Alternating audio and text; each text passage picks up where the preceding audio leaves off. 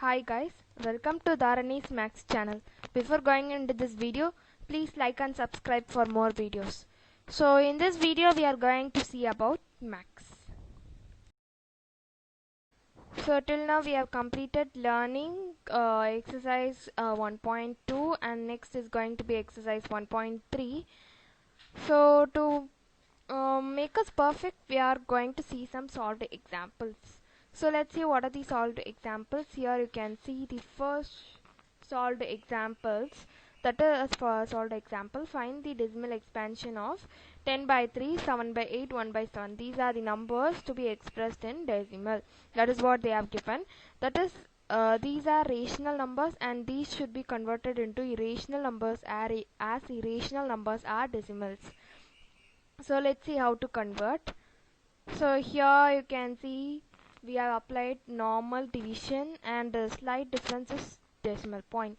So 10 by 3 is the denominator, we are going to take it as divisor, and 10 is the numerator and we are going to take it as dividend. So we are going to divide 10 by 3, that is 3 into 3 is equal to 9, as 10 is not divisible in 3 and the lowest number is 9. So when subtracted we get 1. 1 is a smaller number and than 3, so we are going to add a 0. So while adding a 0 we have to apply a point to the quotient. So after adding a 0 it will get the value of 1, that is 10. So again it is coming as 10, so we are going to take again as 9, that is 3 into 3 is equal to 9. So do you think this process will repeat? Yeah, this is going to repeat, and 10 minus 9 is equal to 1. So again we are going to add a 0. So now we will get a question, that is again we have to add a point or not. No, we should not add a point again, as decimal point should be added only once in a particular number. So after adding a 0 it gives the value of 10. 3 into 3 is equal to 9, so 9 is appeared here, and 10 minus 9 is equal to 1. So 1, again 1 we have got, so again we are going to add a 0. So this process is going to be repeat, and thus it is represented as dot dot dot. Okay, the decimal expansion of 10 by 3 is 3.333 dot dot dot. So the next 7 by 8. 8 is the denominator, so we are going to take it as divisor, and 7 is the numerator and we are going to take it as dividend. So we are going to divide 7 by 8. 7 is a smaller number than 8, so we are going to add 0 at first itself as per this method. And when we are adding a 0 we have to add a point, absolutely we have to add a point. So you can't see any number before point, so we are going to add a 0. So when added 0 it won't change the value of the quotient, so it remains the same. So when adding a 0 here, that is here, to 7, it gives the value of 70. So 8 into 8 is equal to 64, as 70 is not divisible in 8 tables. So 64 we have got, and when subtracted we get 6. So 6 is a smaller number, we are going to add a 0 but not the decimal point. So when we are adding we get 60, and 60 is not divisible in 8 tables, so the smallest number, that is 56. 8 into 7 is equal to 56. When subtracted we get 4. Again it is a smaller number, we are going to add a 0. So while adding a 0 you get the value of 40. 40 can be seen in the table 8. So 8 into 5 is equal to 40. 40 minus 40 is equal to 0. So thus we got the decimal expansion of 7 by 8. It is 0.875. So the next is 1 by 7. So 1 is the numerator, we are going to take it as dividend, and 7 is the denominator, so we are going to take it as divisor. So when dividing, at first itself we are going to add a 0 with the point, and as well as here 0, because before the point there is no number, we are going to add a 0. So while adding a 0 with 1 it gives the value of 10, and 7 into 1 is equal to 7, as 10 is not divisible in 7. So when we minus it we get 3. So again we have to add a 0, as it is a smaller number than 7. When adding 0 we get 30, so 7 into 4 is equal to 28. So 30 minus 28 we get 2. So 2 should be added with 0 as it is a smaller number, and 7 into 2 is equal to 14. So again when subtracted we get 6. So 6 is a smaller number, we have to add a 0. So when added we get 60, and 60 is not divisible in 7, so we are going to take the smaller number, that is 56. So 7 into 8 is equal to 56. When subtracted we get 40, that is 4, and we are going to add a 0 which makes 40. So when 40 is taken, we are going to take 7 into 5, 35. So 35, that is 40 minus 35 is equal to 5, and 5 is a smaller number, we are going to add a 0. When adding, no need to add a decimal point, keep it in mind. So 50. 7 into 7 is equal to 49. It shows that 50 is not divisible in 7 tables. So when subtracted we get 1, and 1 you can see at the first. So this number is going to be a repeat. You can also work it and see, you will get the same numbers, that is 1, 4, 2, 8, 5, 7, 1. The same numbers you will get. Again you can get 3, so again you can see here.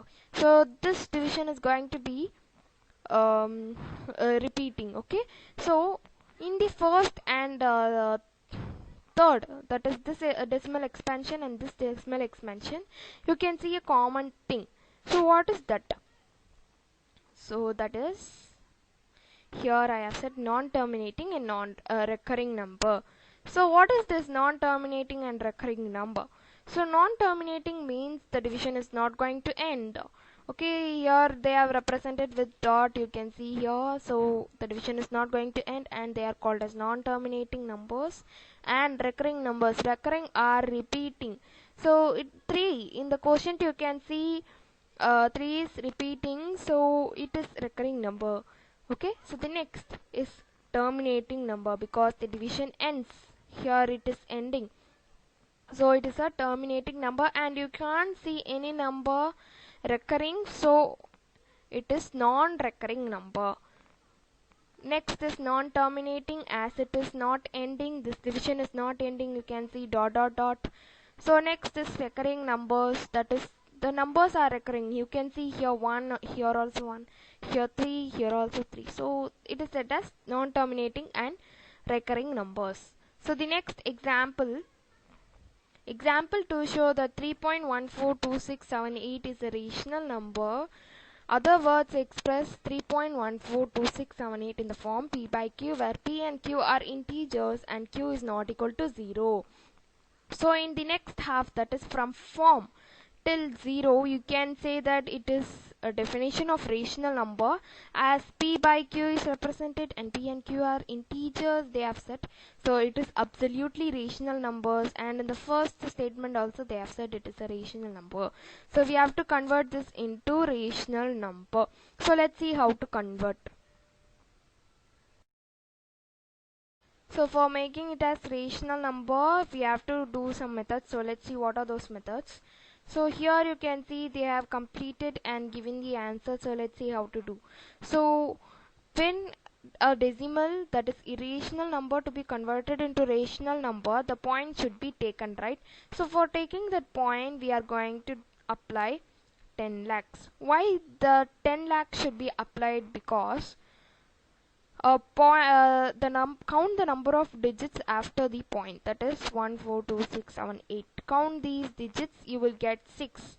So 6 digits are after the point, that is 1, this is 2, this is 3, this is 4, this is 5, this is 6. So 6 digits are there, so we are going to add 6 zeros, that is a number containing 6 zeros. So it is going to be 10 lakh containing 6 zeros. 1 2 3 4 5 6 zeros you can see here. Why we have to take 6 zeros? Because a point, that is when a number divided by 0, that is if it is 3142678 by 10, the point will move just a number, that is after 1. So the answer will be 31.42678. So to make the point disappear, we are going to divide 10 lakh. So the point will go, that is it will skip 6 digits and it will lie after 8. So after the point there is no number, so the point will disappear, and it is going to be 3142678 divided by 10 lakh. So here you can see it is in the form P by Q, and P is equal to 3142678, that is what you are given here, and 10 lakhs Q is equal to 10 lakhs. So you can also divide these numbers, that is you can simplify these numbers so that you will get 15 lakh 71,339 divided by 5 lakh. So after this is the answer, but this also you can write and that also you can write, and after that you can't simplify. So there is two answers for this. So thus we have made irrational number into rational number.